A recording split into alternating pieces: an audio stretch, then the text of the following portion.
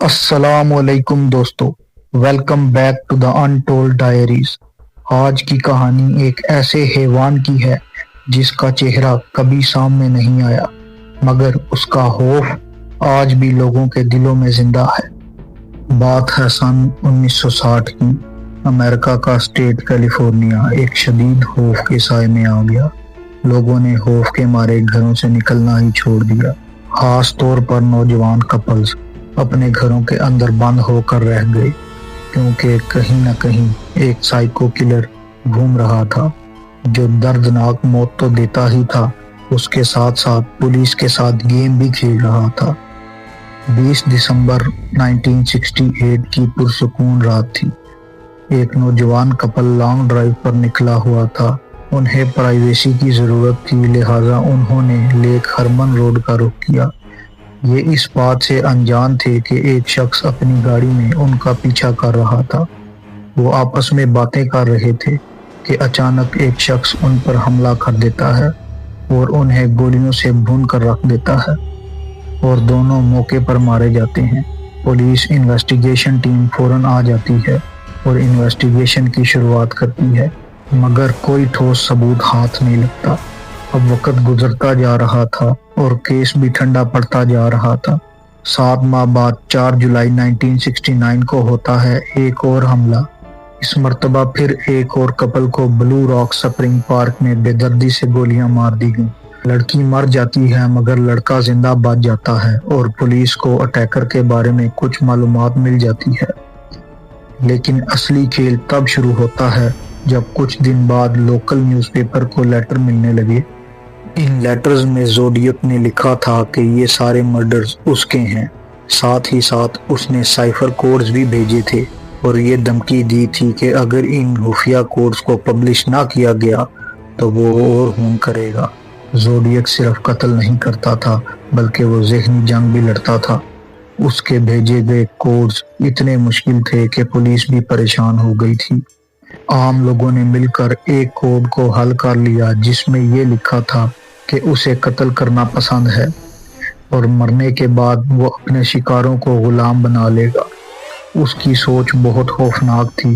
ستمبر 1969 کی دوپہر، لیک بیریسا کے کنارے ایک ینگ کپل آرام سے بیٹھا ہوا تھا۔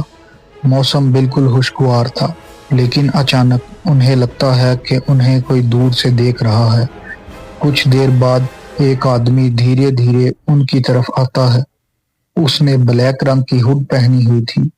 چہرے پر ایک عجیب سا کراس سرکل نشان بنا ہوا تھا۔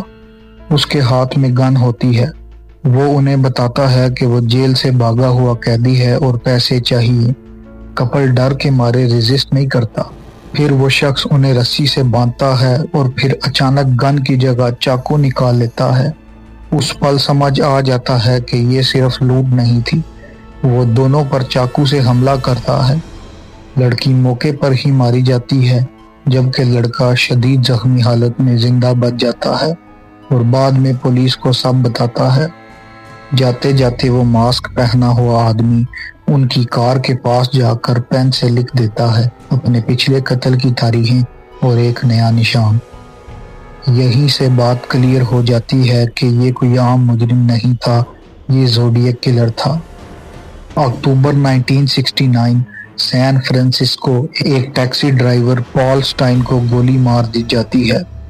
قاتل اتنا بے پرواہ ہوتا ہے کہ وہ ڈرائیور کا خون لگا ہوا کپڑا کاٹ کر اپنے ساتھ لے جاتا ہے اور بعد میں وہی کپڑا لیٹرز کے ساتھ نیوز پیپرز کو بھیج دیتا ہے۔ یہ پولیس کے لیے ایک اوپن چیلنج تھا۔ سالوں تک انویسٹیگیشن چلی، کوئی سسپیکٹس سامنے آئے۔ سب سے مشہور نام تھا آرتھر لے ایلن کا۔ اس کے پاس موٹیوز تھے، چیزیں میچ کرتی تھیں، مگر کبھی بھی سالڈ پروف نہیں ملا۔ ڈی این اے ٹیسٹنگ ہوئی، ہینڈ رائٹنگ کمپیئر ہوئی، وٹنسز آئے، مگر زوڈیک ہمیشہ ایک قدم آگے رہا۔ 1974 کے بعد لیٹرز بند ہو گئے، قتل بھی رک گئے۔ سوال یہ تھا، کیا زوڈیک مر چکا تھا؟ کیا وہ کسی جیل میں کسی اور جرم میں بند تھا، یا پھر وہ بس خاموشی سے کراؤڈ میں گھل چکا تھا؟ آج تک زوڈیک کلر کبھی آفیشلی آئیڈینٹیفائی نہیں ہو سکا۔ یہ کہانی کیوں ڈراؤنی ہے؟ इसलिए नहीं कि इसमें खून था, बल्कि इसलिए कि ये कातिल कभी पकड़ा नहीं गया। सोचिए, शायद वो आपकी बगल वाली सीट पर बैठा हो, शायद वो एक नॉर्मल जिंदगी जी रहा हो, और शायद उसके राज कभी सामने ना आए। दोस्तों, ये थी ज़ोडिएक किलर की पुरअसरार कहानी, एक ऐसी कहानी जो आज भी अधूरी है। अगर आपको ऐसी अनसुनी अंधेरों में छुपी कहानियां पसंद हैं तो द अनटोल्ड डायरीज को सब्सक्राइब करना मत भूलिएगा। वीडियो को लाइक करें और कमेंट्स में बताएं आपके ख्याल में ज़ोडिएक कौन था। Until next diary, खुदा हाफिज।